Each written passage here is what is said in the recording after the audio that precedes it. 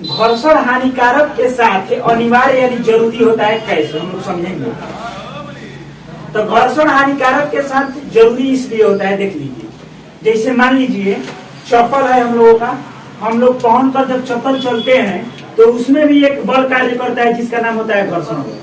कभी कभी आप देखे होंगे कि चप्पल जो होता है वो घिसने लगता है, घिसने लगता है, नीचे से घिसने लगता है ना, उसका जो चप्पल का नीचे वाला भाग होता है वो घिस कर एकदम पतला सा हो जाता है। तो कैसे, तो वहां पर वो बल कार्य कर रहा था, जिस बल का क्या नाम था, घर्षण। इसी घर्षण बल के कारण हमारा चप्पल क्या होता है, तो ये हानिकारक हो गया, इसका ये हानिकारक कर रहा है, लेकिन ये जरूरी भी है। चप्पल का है, जरूरी भी है।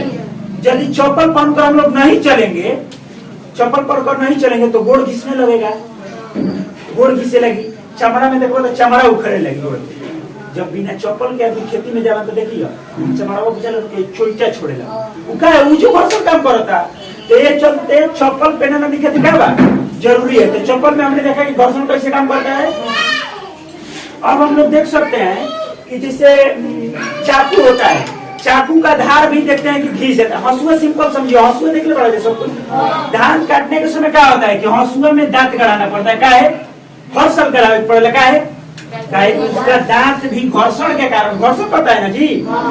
धान का दांत लगा हुआ है, कटने के लिए नहीं लगा हुआ है अपना, हम उसको बरियारी काट रहे हैं, यानी उसके विपरीत काम कर रहे हैं, उसके उल्टा काम कर रहे हैं। तो वहां पर एक बल कार्य कर रहा है, जिस बल का क्या नाम है, जिसके कारण आपकी हंसुआ की जो धार होती है क्या होती है, मुड़ जाती है। और ये हो गया हानि, लेकिन ये जरूरी भी है। यदि उसमें घर्षण उत्पन्न नहीं होगा तो धारा ना कटाएगा, नहीं कटाएगा। तो इसलिए घर्षण हानिकारक के साथ साथ जरूरी भी है। वैसे बोला है कि जैसे घर में हम लोग बर्तन देखे होंगे घर में, तो बर्तन को जब साफ किया जाता है तो कभी कभी देखिएगा कि बर्तन भी एकदम घिसने लगता है।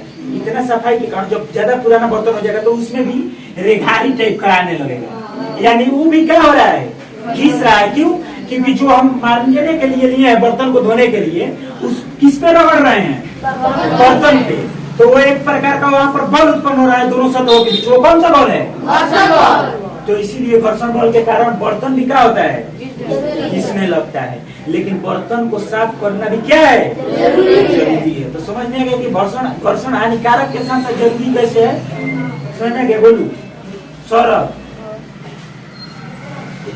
तो घर्षण हानिकारक के साथ साथ जरूरी भी है। मशीन में भी घर्षण होता है, मशीन में भी क्या होता है, घर्षण होता है। वहां पर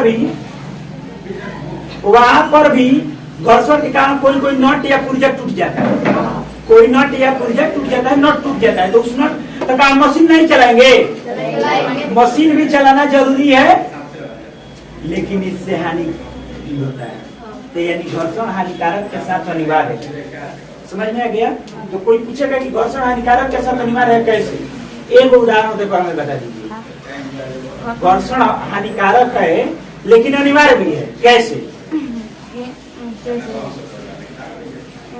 किसी मशीन में घर्षण के कारण कुछ उसमें से पुर्जा टूट जाता है और उस पुर्जे को फिर से जोड़ा जाता है। इसीलिए घर्षण अनिवार्य भी है और जरूरी है। सिंपल समझे के बाद के भैया, सिंपल हम लोग कल देखे, सबके घर कल होगा, बिहार में सबके घर कल होता है। जब हम कल चलाते हैं तो कल का जो नीचे असर वाला रहता है रॉड, उस रॉड पे जो ये हैंडल रहता है वो लगा रहता है, तो उसमें का नाटवा देखे हैं, घिसने लगता है और घिस कर टूट जाता है। तो काहे टूट जाता है, काहे कि हम जब चलाते हैं तो एक बल कार्य करता है जो घर्षण बल होता है, और घर्षण बल के कारण टूट जाता है। तो ये हानिकारक हुआ, लेकिन कल चलाना क्या हुआ, जरूरी। समझ में आ गया। तो घर्षण बल वहां पर विकास करता है। तो घर्षण बल जरूरी है, घर्षण बल हानिकारक है और हानिकारक के साथ साथ जरूरी भी है। कैसे, समझ में आ गया कैसे?